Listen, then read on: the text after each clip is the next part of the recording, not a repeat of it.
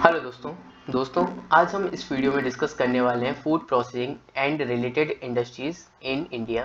Okay, तो हमने जैसे डिस्कस किया था अपनी प्रीवियस वीडियो में जो एग्रीकल्चर से रिलेटेड जो भी स्कीम्स चल रही हैं राइट, गवर्नमेंट द्वारा स्टेट द्वारा राइट, तो उसको हमने डिस्कस किया था ना। अगर हम देखें फूड प्रोसेसिंग, अब देखो फूड प्रोसेसिंग होता क्या है।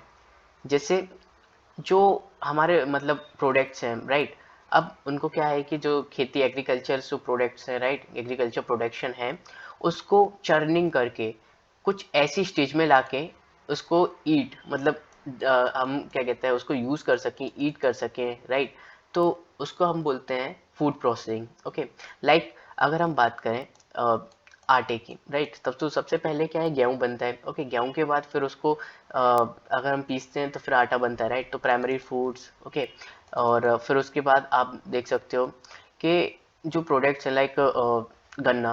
ओके, गन्ना को आप क्या करते हैं कि मिल्स में डालते हैं, मिल्स में ले जाते हैं, मिल्स से फिर वो शुगर बनता है राइट, तो है ना। तो ये आप बोल सकते हो सेकेंडरी प्रोडक्ट्स। और फिर जैसे आपने नूडल्स मैगीज वगैरह खाए होंगे राइट, तो उसको है ना अभी क्या कर सकते हैं कि उसको गर्म पानी डाल के वो बन जाता है राइट, तो वो आते हैं टर्शरी प्रोसेसिंग, फूड प्रोसेसिंग में। ओके, इनके अलग अलग स्टेज होती है, primary secondary and tertiary food processing. Okay, तो हमने देखा कि जो फूड होते हैं उनको अलग अलग डिफरेंट डिफरेंट वे में रेडी करना, ईट मतलब खाने लायक बनाना उसको। ओके, तो उसको हम फूड प्रोसेसिंग बोलते हैं। अब देखो इसको ये ज़रूरत क्यों पड़ी हमें फूड प्रोसेसिंग की, हमें इस तरीके से बनाने की ज़रूरत क्यों पड़ी ना। देखो सबसे पहले ना हमारे पास वेस्टेज बहुत होता था। ओके, तो वेस्टेज को कम करने के लिए फूड प्रोसेसिंग की ज़रूरत है।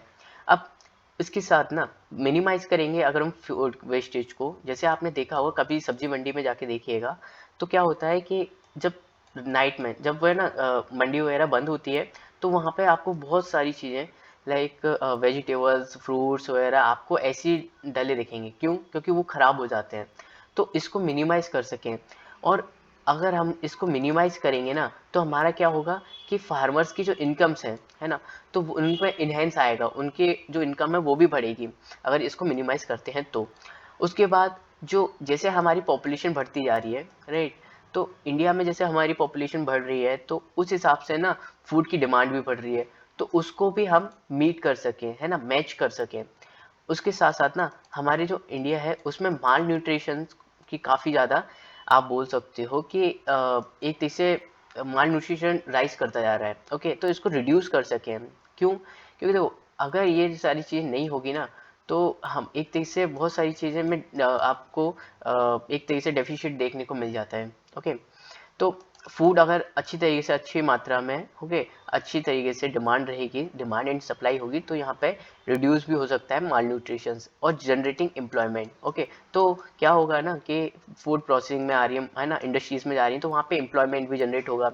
उसके बाद अगर हम देखें इसके साथ साथ है ना रिसर्च एंड डेवलपमेंट भी होगा। फूड जो टेक्नोलॉजी है उसमें क्रॉप का डाइवर्सिफिकेशन भी होगा, क्योंकि कहीं ना कहीं ये सारी चीज़ अगर बढ़ेंगी तो फूड का क्रॉप का डाइवर्सिफिकेशन भी होगा। ओके, और एक्सपोर्ट भी होगा, क्योंकि हमारे पास अगर सरप्लस होगा है ना, जो हमारी नीड्स है उससे ज़्यादा होगा, तो हमारा एक्सपोर्ट भी होगा। उससे हमारे पास आप बोल सकते हो कि पेमेंट आएगा, एफडीआई भी आएगा राइट।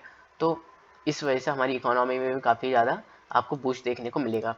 उसके बाद अगर हम देखें कि फूड प्रोसेसिंग जो इंडस्ट्रीज हैं वो किसके अंदर आती है, ministry of food processing industries. Okay, food. तो यहाँ पे ना अब किसी चीज़ में अगर आप कुछ करते हो तो उसमें आपको चैलेंजेस भी देखने को फेस करने को मिलते हैं। अब देखो चैलेंजेस एंड कॉन्स्टेंट क्या है। सबसे पहले चैलेंजेस के बारे में हम बात करें तो देखो यहाँ पे ना grading and standardization at farm level, यहाँ पे आपको देखने को मिलते हैं कि कोई फार्मर है, वो है ना इंडस्ट्री में कुछ सामान लेके जा रहा है, जैसे टमाटर लेके जा रहा है। अब इंडस्ट्री वालों ने मना कर दिया, अब उसको क्या होता है लॉट फिर के मार्केट में बेचना होता है। ठीक है, तो यहाँ पे उसका पैसा भी वेस्ट हुआ, ट्रांसपोर्ट में जो सामान है वो भी वेस्ट हुआ। ओके, तो ये भी देखने को मिलता है। तो ऐसा ना हो, तो इसकी वजह से ना फार्म में ही आके इंडस्ट्री वाले जो लोगों को जितनी ज़रूरत है वो वहाँ पे ऑनलाइन डील हो सके, ऐसा कुछ हो सके, मैकेनिज्म हो सके राइट। तो इससे ना ट्रांसपोर्ट की समस्या एक तरीके से आप बोल सकते हो कि जो हैंडलिंग की जो समस्या है ना हैंडलिंग करने की, क्योंकि उसमें देखो फूड काफ़ी ज़्यादा वेस्ट जाता है। ओके, तो ये सारी चीज़ें से बच सकें। उसके साथ साथ ना स्टोरेज एंड डिस्ट्रीब्यूशन, राइट, तो ये भी हमें कम देखने को मिलता है, क्योंकि स्टोरेज की भी इतनी कुछ खास फैसिलिटी नहीं है। डिस्ट्रीब्यूशन ट्रांसपोर्ट में काफ़ी आइटम्स जो प्रोडक्ट होते हैं, राइट, तो वेजिटेबल्स वगैरह ये सब गल जाते हैं, सड़ जाते हैं, राइट।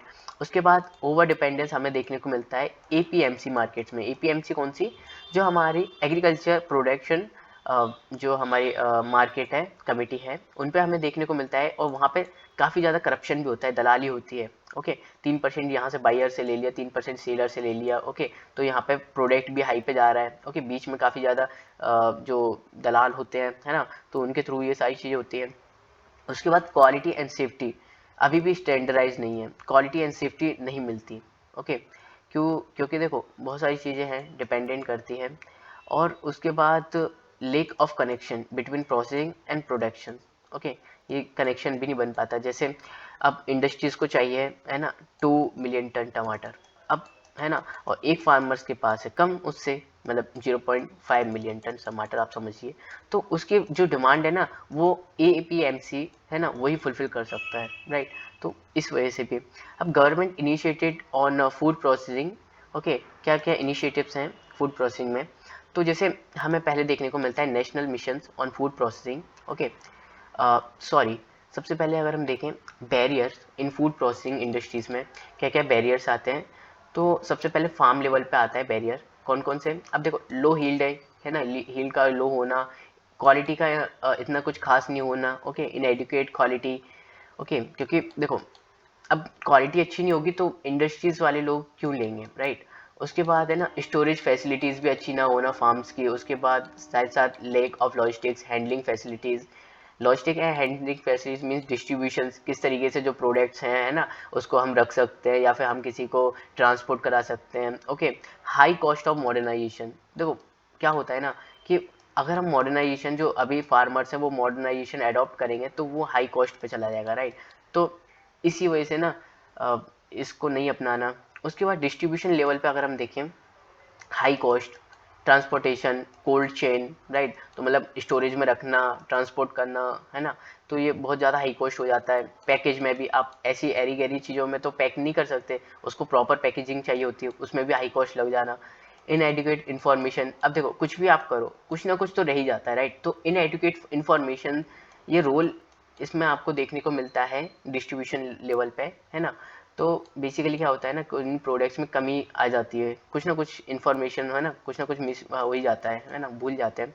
उसके बाद देखो लिमिटेड मार्केट सपोर्ट, है ना, मार्केट का भी इतना सपोर्ट नहीं मिलता। क्यों? क्योंकि देखो हम इतनी सारी चीज़ें अगर हम सेफ्टी प्रिकॉशंस कर रहे हैं, तो मार्केट्स में भी क्या होता है ना कि वही चीज़ आपको आपने क्या किया, इतने सारे प्रिकॉशंस किए, राइट, उसको वही प्रोडक्ट हो गया 10 रुपये का। ओके, अभी उसी के भरोसे मतलब कहीं और 8 रुपये में मिला है, तो वो 8 रुपये वाला बिच जाता है। ओके, तो मार्केट सपोर्ट भी यहाँ पे देखने को नहीं मिलता, गवर्नमेंट सपोर्ट भी नहीं देखने को मिलता डिस्ट्रीब्यूशन लेवल पे। ओके, कंज्यूमर लेवल पे क्या होता है ना, अवेयरनेस नहीं है। ओके, अवेयरनेस मतलब, अब देखो कुछ चीज़ें होती है, जैसे आप बोलते हो कि न्यूट्रिशन, मैगी, है ना, न्यूट्रिशन खाना है, न्यूट्रिशन खाना है, क्या मैगी में न्यूट्रिशन है ना। तो वो सारी चीज़ें हमें देखने को मिलती हैं, है ना, कि मतलब आप अपने प्रोडक्ट्स को नहीं खाते हुए दूसरी चीज़ को खा रहे हो। कन्वेंशन फूड हैबिट्स, अब कुछ लोगों की जो धारणा होती है, कन्वेंशन धारणा, राइट, तो धारणा बनी हुई है कि हम यही खाते हैं, अब भले ही कुछ भी हो, ठीक है। कुछ लोग बोलते हैं हम आशीर्वाद का आटा नहीं खाते, क्यों? क्योंकि हम चक्की का आटा खाते हैं। अब वो चक्की वाला कैसी मिलावट कर रहा है, राइट, तो वो चीज़ आपको नहीं मालूम, है ना। तो वही चीज़ें होती हैं कि कन्वेंशन बने हुए हैं कि हमें यही खाना है। Quality of processed food is missing, quality भी हमें देखने को नहीं मिलती, क्योंकि कहीं ना क्वालिटी अगर बढ़ाएंगे तो हाई प्राइस भी होगी। तो हाई प्राइस ना हो, लो प्राइस पे रहे फूड, उनसे परचेज किया जा सके लो प्राइस पे, इस वजह से ना क्वालिटी हमें देखने को नहीं मिलती यहाँ पे।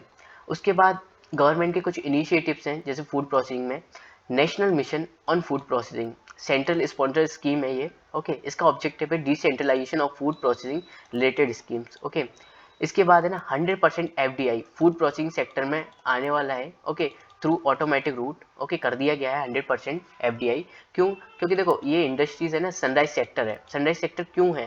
क्योंकि 2025 तक ना इंडियन जो फूड प्रोसेसिंग इंडस्ट्रीज है ना 470 बिलियन यूएस डॉलर की होने वाली है। उसके बाद फूड जो प्रोसेसिंग जो हमारा एक्सपोर्ट हुआ है ना 2020-2021 में, ओके, तो 2.14 बिलियन हुआ है डॉलर्स का, ओके। और 2021 से 2022 तक ना हमारा जो ट्रांसपोर्ट एक्सपोर्ट हुआ है, जो मतलब प्रोडक्शन हुआ है ना 341.63 मिलियन टन का हुआ है फ्रूट वेजिटेबल प्रोडक्शन, ओके।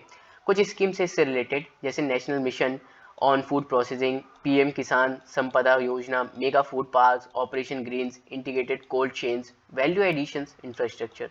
तो ये कुछ स्कीम्स हैं, इसके बारे में आप गूगल करके देख सकते हो, ओके। सो आज देखा food processing related industries, okay. इससे रिलेटेड हमने स्कीम्स भी देखी, तो होपली आपको ये टॉपिक्स पसंद आया होगा, समझ में आया होगा। मिलते हैं अपनी नेक्स्ट वीडियो में। Thank you so much.